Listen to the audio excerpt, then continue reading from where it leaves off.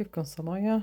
راح اسوي لكم اليوم اكلة سريعة بتعجبكم كثير برمضان. بيسموها جيب التاجر.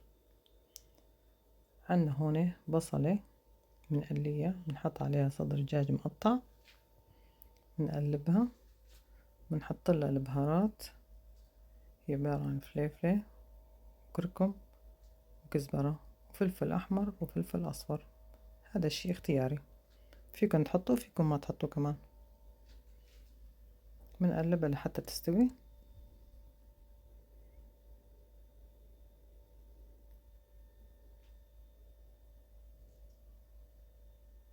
بعد ما استوت معنا نص سوية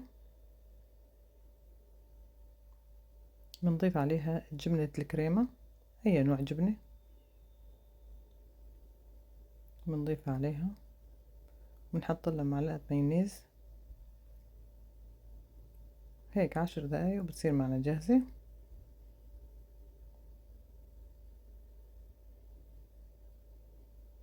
بنجيب التوست، نحط طبقتين التوست فوق بعض ونسويها بهاي الطريقة هاي لحتى تلزق ببعض، وبنقطعها بأي قالب عندك متوفر هذا الشكل، وبنحطها على جنب. بنعمل باقي الكمية. هي الأكلة كتير خفيفة يعني وبالسرعة.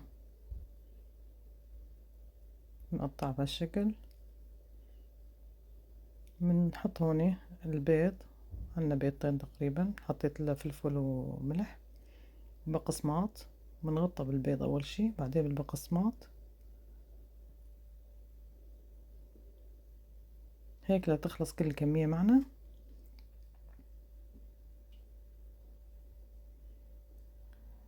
وبنقليها. بعد ما قليناها بنقصها بالنص وبنحشيها بالدجاج والفلفل اللي سويناه، وبنحط لها خس. طبعا لا غنى عن الخس، بيعطي نكهة كتير طيبة. أكلة خفيفة وظريفة ونظيفة. فيكم تجيبوا توست صغير وفيكم تجيبوا توست كبير كمان، بيصير حسب الحجم اللي بدكن اياه. والولاد بيحبوها كتير هاي الأكلة، وطعمها كتير حلو. نحشيها هيك لتخلص كل معنا كل الكمية. وهيك صار معنا. زينا بالخس.